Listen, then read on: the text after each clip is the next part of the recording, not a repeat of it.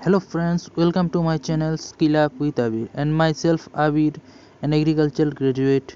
and आज जो हमारा वीडियो है उसका टॉपिक होने वाला है सबसे most confusing matter ICAR versus non ICAR recommendation colleges और उसके लगे हुए सारे इंफॉर्मेशंस।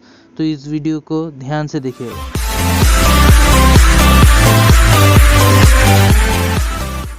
तो आज हम जिस टॉपिक के ऊपर बात करने वाले हैं वो टॉपिक्स है ICAR, उसकी इम्पोर्टेंस, उसका होने का वजह और उसके अंडर कॉलेज और यूनिवर्सिटीज़ और उसके साथ रिलेटेड एडमिशन्स और फर्दर स्टडीज़ के एजेंडास। ये वीडियो बहुत ही इंफॉर्मेटिव होने वाला है, सो अंत तक देखिए और अपना जानकारी बढ़ाइए। तो बेसिकली ICAR होता क्या है? ICAR मतलब Indian council of agriculture research, एक ऑटोनोमस बॉडी है जो इंडिया में एग्रीकल्चर एजुकेशन एंड रिसर्च के ऊपर काम करता है, जो department of agriculture and research ministry of agriculture के अंडर आता है। और अगर हम बात करें ICAR की, तो ICAR बेसिकली यूनिवर्सिटीज़ और कॉलेजेस को एग्रीकल्चर एजुकेशन के लिए एक्रेडिशन देता है एक बोर्ड के अंडर जिसका नाम है NAEB, NAEAB, national agriculture education accreditation board. अब बहुत बच्चों के ही कन्फ्यूजन रहता है कि ICAR रिकमेंडेड कॉलेजेस में ही पढ़ना चाहिए या नहीं। देखो, सिंपल सी बात है, ICAR सिर्फ एक्रेडिशन देता है। अब किसी भी यूनिवर्सिटी या कॉलेज जो भी UGC के अंडर रिकमेंडेड है उससे आप BSc एग्रीकल्चर या फिर MSc कर सकते हैं, उससे कोई फ़र्क नहीं पड़ता। लेकिन बेहतर होता है कि आप अगर कोई ICAR एक्रेडिशन के अंडर वाले कॉलेज या यूनिवर्सिटी से BSc एग्रीकल्चर डिग्री हासिल करें, क्योंकि आपको बाद में फ्यूचर में इसको लेकर बहुत प्रायोरिटीज़ मिलती है एग्रीकल्चर सेक्टर में।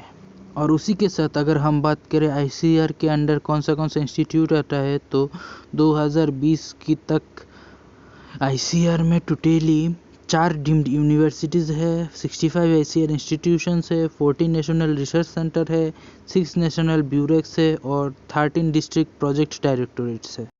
और उसी के साथ अगर हम बात करें ICAR की हेडक्वार्टर यानी कि ICAR की जो मेन सेंटर है वो न्यू दिल्ली में सिचुएटेड है।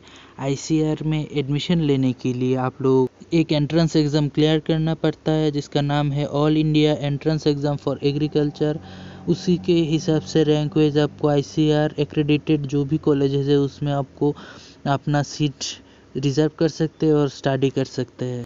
और उसी के साथ अगर स्टूडेंट्स रिसर्च करना चाहते हैं एग्रीकल्चर फील्ड में, तो इसके लिए the agriculture scientist recruitment board है ICAR के अंडर, जो कॉम्पिटिटिव एग्ज़ाम लेते हैं इंडिया में, जिसका नाम है एग्रीकल्चर रिसर्च सर्विस ARS, जिसके थ्रू आपको Indian council of agriculture research के अंडर आपको एग्रीकल्चर के ऊपर गवर्नमेंट सुपरवाइज्ड रिसर्च करने की मौका मिलता है आप लोगों को। और उसी के साथ अगर हम इम्पोर्टेंस की बात करें ICAR की, तो ICAR एक गवर्निंग बॉडी है जो हमारे एग्रीकल्चर सेक्टर को इम्प्रूव करते हैं, इम्प्रोवाइज करते हैं, डेवलप करते हैं, जिसके साथ मिलके स्टूडेंट्स अपना फ्यूचर ब्राइट कर सकते हैं, रिसर्च कर सकते हैं। अगर देखा जाए तो ICAR जो हमारे ग्रीन रिवोल्यूशन है इंडियन एग्रीकल्चर का, उसमें बहुत बड़ा अपना योगदान किया है। जैसे कि हम अगर फूड ग्रेन्स की बात करें, इंडिया में पिछले कुछ सालों से फूड ग्रेन्स की प्रोडक्शन 4 गुना बढ़ गया है, हॉर्टिकल्चर क्रॉप्स की प्रोडक्शन 6 गुना बढ़ गया है और मछली यानी कि फ़िश का प्रोडक्शन 9 गुना बढ़ गया है। ICAR के under rules and regulation follow करते करते एक इंडियन एग्रीकल्चर को डेवलपमेंट की ओर ले जाता है। अभी जो मेन टॉपिक है जिसमें सारे बच्चे BSc एग्रीकल्चर पढ़ने से पहले या पढ़ने के बाद भी कंफ्यूज रहते होता है कि ICAR रिकमेंडेड कॉलेजेस से पढ़ना ज़रूरी है, कंपलसरी है या फिर क्या है। तो यहाँ पे मैं बताना चाहता हूँ कि किसी कॉलेज या यूनिवर्सिटीज़ को ICAR रिकॉग्नाइज्ड नहीं करते, ICAR सिर्फ रिकमेंडेड करते हैं। यानी कि कोई भी बच्चा कहीं से भी स्टेट या फिर प्राइवेट कॉलेज या यूनिवर्सिटी से BSc एग्रीकल्चर या फिर MSc डिग्री कर सकते हैं। हाँ, ये अच्छा होता है कि अगर कोई बच्चा ICAR एक्रेडिटेड किसी कॉलेज या यूनिवर्सिटी से BSc एग्रीकल्चर डिग्री ले, लेकिन ये कंपलसरी नहीं है। अगर कोई बच्चा किसी प्राइवेट कॉलेज या फिर स्टेट एंट्रेंस एग्ज़ाम देके किसी भी कॉलेज में एडमिशन लेता है, तो बच्चा ICAR फेलोशिप भी गेन कर सकता है एग्ज़ाम देंगे, जिसके बारे में मैं अभी बताने वाला हूँ। तो यहाँ पे एक नोटिस है ICAR द्वारा जारी, जो डेटेड है 5 सितंबर 2017 के, जिसमें क्लियरली मेंशन किया गया है कि एक ICAR रिकमेंडेड कॉलेज यूनिवर्सिटी से ही अगर BSc एग्रीकल्चर या फिर MSc करते हो तो वैलिडेशन है, ये कंपलसरी नहीं है। तो फिलहाल हम बात करने वाले हैं JRF के बारे में। JRF यानी कि जूनियर रिसर्च फेलोशिप, ये एक स्कॉलरशिप टाइप एग्ज़ाम होते हैं और इस फेलोशिप को गेन करने के लिए UGC के अंडर नेट एग्ज़ाम या फिर UGC के अंडर जो council of scientific and industrial research exam होते हैं यानी कि UGC CSIR, उसको जो बच्चे अच्छे मार्क्स लाते उसी को JRF का फेलोशिप मिलता है। अभी JRF होता क्या है? सिंपल बात है, JRF एक स्कॉलरशिप है जो बच्चों को जब तक BSc या फिर MSc या फिर फर्दर एग्रीकल्चर रिलेटेड स्टडीज़ करते रहेंगे तब तक एक पर्टिकुलर अमाउंट की स्कॉलरशिप बच्चों को मिलता जाएगा पूरे साल, जितने तक वो स्टडी करते रहे। और इस JRF के ऊपर मैं एक नया वीडियो बनाने वाला हूँ, मेरे चैनल पे कुछ दिन में ही आ जाएगा, तो उसको देखने में भूलना मत। अभी जो अगला टॉपिक है वो बहुत सीरियस है।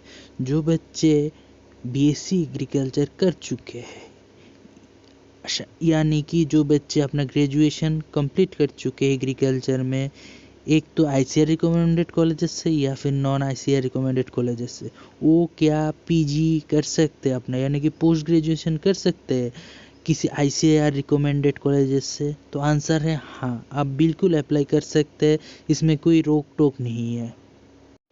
बस ICAR का कुछ एज क्राइटेरिया, क्वालिफिकेशन क्राइटेरिया और मिनिमम मार्क्स क्राइटेरिया है, वो अगर आपके ग्रेजुएशन से मिलजुलती है और उसी के दायरे में आते हैं तो आप इजीली किसी भी ICAR रिकमेंडेड कॉलेजेस से जाके MSc कर सकते हैं।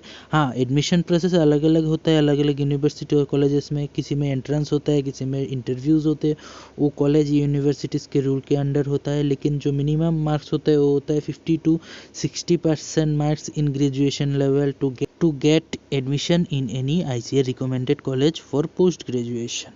और उसी के साथ जो फाइनल ईयर के स्टूडेंट है, यानी कि जो 4th ईयर में स्टडी कर रहे हैं BSc एग्रीकल्चर, वो भी एप्लीकेबल है। उसी के साथ अगर आपको ये वीडियो अच्छा लगे तो लाइक, शेयर, सब्सक्राइब करना मत भूलिए और कमेंट सेक्शन में आके बताइए कि नेक्स्ट वीडियो आपको किस टॉपिक के ऊपर चाहिए। Thank you and have a nice day.